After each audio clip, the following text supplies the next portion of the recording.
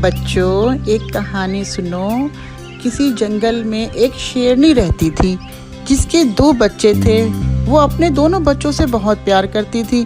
جب تک بچے چھوٹے تھے تب تک شیرنی روزانہ انہیں جانوروں کا شکار کر کے لاتی اور خوب پیٹ بھر کر انہیں کھلاتی۔ جب بچے تھوڑے بڑے ہوئے تو اس نے انہیں شکار پر لے جانا چاہا۔ بڑا بچہ تو فوراً راضی ہو گیا، لیکن چھوٹا کہنے لگا میری طبیعت ٹھیک نہیں ہے، کچھ دنوں بعد چلوں گا، آج نہیں کل وغیرہ جیسے بہانے بنانے لگا۔ بڑا بچہ ماں کے ساتھ شکار پر جانے لگا۔ کچھ دن اور بیت گئے پر چھوٹا اب بھی نہیں شکار پر جاتا تھا، راضی نہیں ہوتا تھا۔ دراصل وہ بہت کاہل تھا۔ وہ سوچتا تھا کہ جب بیٹھے بٹھائے کھانا مل رہا ہے تو محنت کیوں کروں۔ شیرنی اس کو بہت سمجھاتی، وہ شیر کا بچہ ہے، اسے اپنی خوراک حاصل کرنے کے لیے جدوجہد تو کرنا ہوگی نا، ورنہ سستی اس کی عادت بن جائے گی۔ چھوٹا بچہ اپنی ماں کی نصیحت کو ایک کان سے سن کر دوسرے کان سے نکال دیتا۔ وقت تیزی سے گزرتا گیا اور دیکھتے ہی دیکھتے شیرنی کے دونوں بچے بڑے ہو گئے۔ بڑا بچہ بہت پھرتیلا چست تھا، اس کے برعکس چھوٹا بچہ سست اور نکما ہی رہا۔ وہ اپنی ماں اور بڑے بھائی کے ٹکڑوں پر پل جو رہا تھا۔ ایک دن جنگل میں شکاری آ گیا، اس نے شیرنی کو اپنی گولی کا نشانہ بنا دیا۔ وہ بڑے بچے نے اس شکاری سے بدلہ لینے کی ٹھان لی، مگر شکاری جنگل میں غائب ہو چکا تھا۔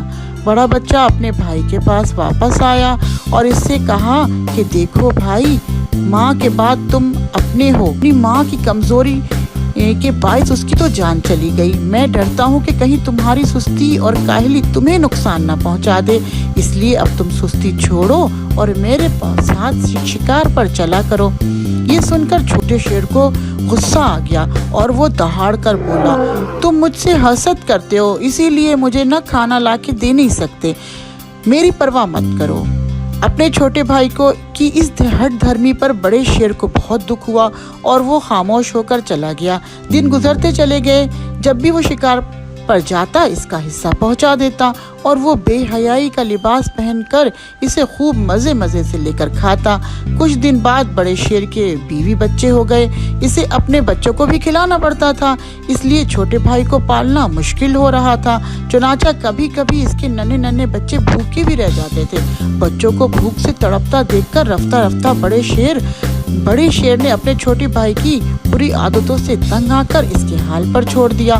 اب چھوٹا شیر بھوکا رہنے لگا، وہ کھا کر سست ہو گیا تھا، شکار کی اس میں ہمت نہ تھی۔ چھوٹے موٹے خرگوش، گیدڑ اور لومڑی جیسے جانور گزرتے، وہ انہیں ہڑپ کر جاتا، پھر بھی اس کا پیٹ نہیں بھرتا تھا۔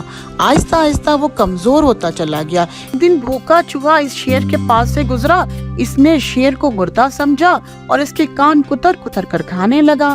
پیٹ بھر کر چوہا خوشی سے اپنے ساتھیوں کے پاس گیا اور انہیں خوشخبری سنائی۔ وہ سب بھی نعرے لگاتے ہوئے اس پر چڑھ گئے اور من چاہے حصے سے گوشت نوچ کر کھانے لگے۔